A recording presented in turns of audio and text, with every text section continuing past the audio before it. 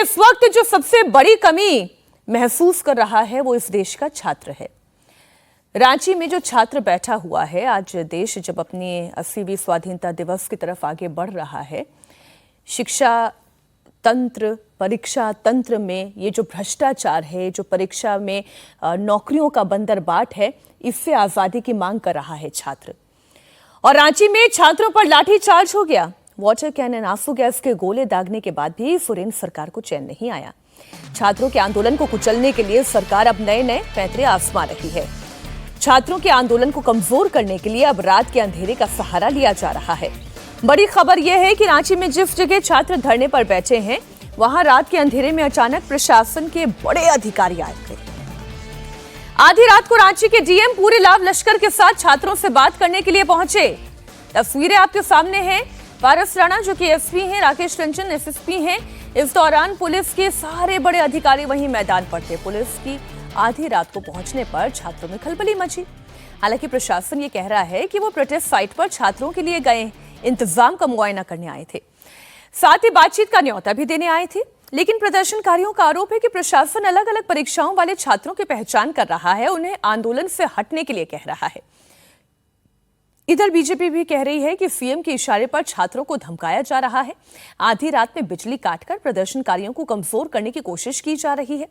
हालांकि छात्र ये साफ कह चुके हैं कि अब जो भी हो जाए, जब तक उनकी मांगें पूरी नहीं होती वो धरना खत्म नहीं करेंगे। किसी अधिकारी, किसी मंत्री के दबाव में नहीं आएंगे, सीधे सीएम सोरेन से बात करेंगे। वो बातचीत करने क्या है? बातचीत करने के लिए तो सरकार ने 4 मंत्रियों की टीम बना रखे हैं। फिर एसपी की क्या मतलब है? और लाइट को भी ऑफ कर दिया पूरे रोड में। यानी आप क्या चाहते हैं?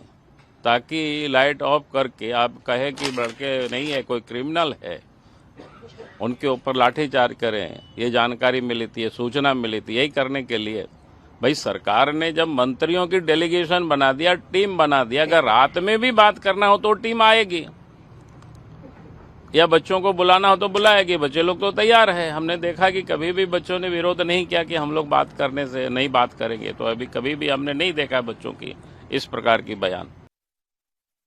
मैं माननीय मुख्यमंत्री जी से अपील करना चाहूँगा कि हम सभी छात्र जो है आपकी अध्यक्षता में आपके साथ संवाद करना चाहते हैं।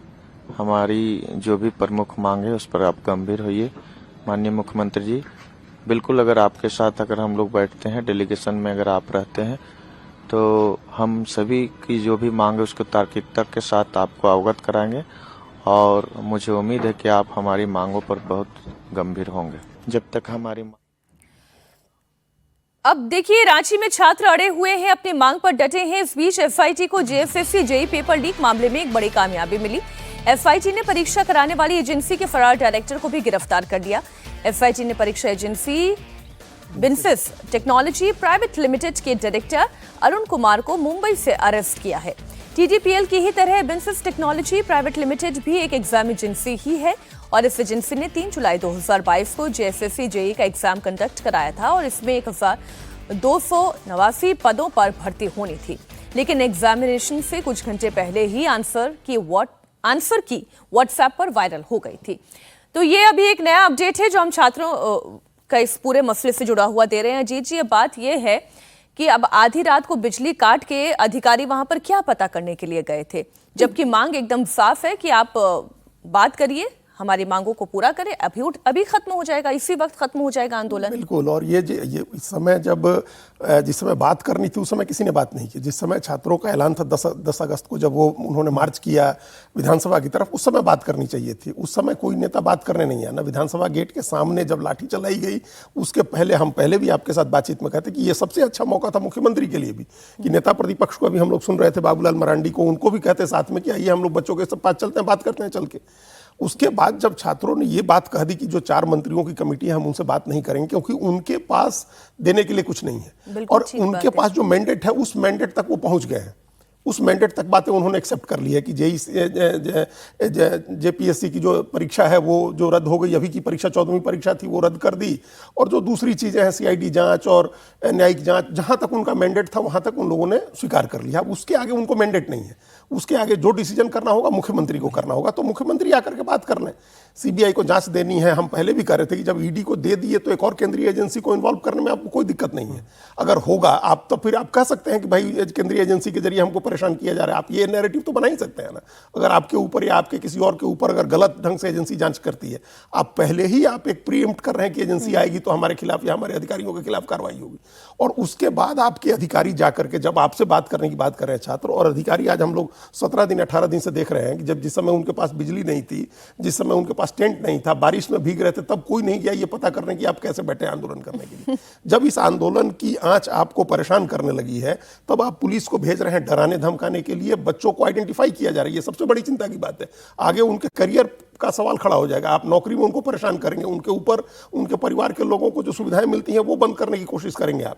और ये लोग, ये तमाम अधिकारी जो गए थे, इसमें बाबूलाल जी नाम नहीं ले रहे थे डीएम का, डीसी का नाम लीजिए। डीसी तो पहले ही सरकार का की तरफदारी को लेकर के कितने विवादों में गिर चुके हैं। देवघर के डीसी थे जब इन्होंने बीजेपी के सांसदों के ऊपर ये मुकदमा दर्ज करा दिया था एयरपोर्ट में जबरदस्ती घुसने के मामले को लेकर के, निशिकांत दुबे और मनोज तिवारी का विवाद हुआ था, उसमें कोर्ट की फटकार पड़ी थी, कितनी चीजें हो चुकी हैं।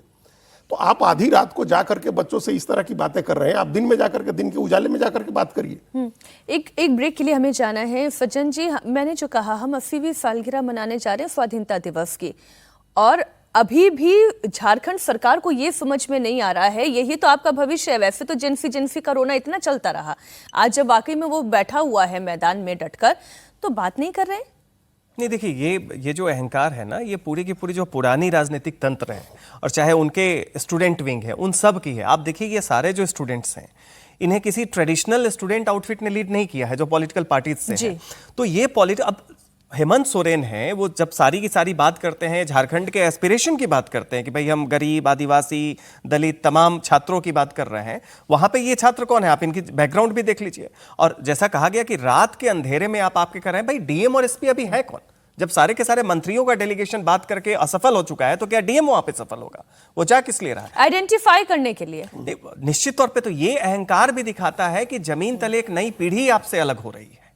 ये कोई आप अपने पार्टी का सपोर्ट बेस से ये मामला निपटने वाला नहीं है, ये एक नई पीढ़ी आपके हाथ से जा रही है, इसमें अभी भी समय है, समझ जाए। और कांग्रेस की भी भूमिका, आप वहां पे घटक दल हैं, आप पूरी की पूरी नैरेटिव जंतर मंतर के प्रोटेस्ट में बनाए हैं, यहां पे आप क्यों शिथिल पड़े हुए हैं?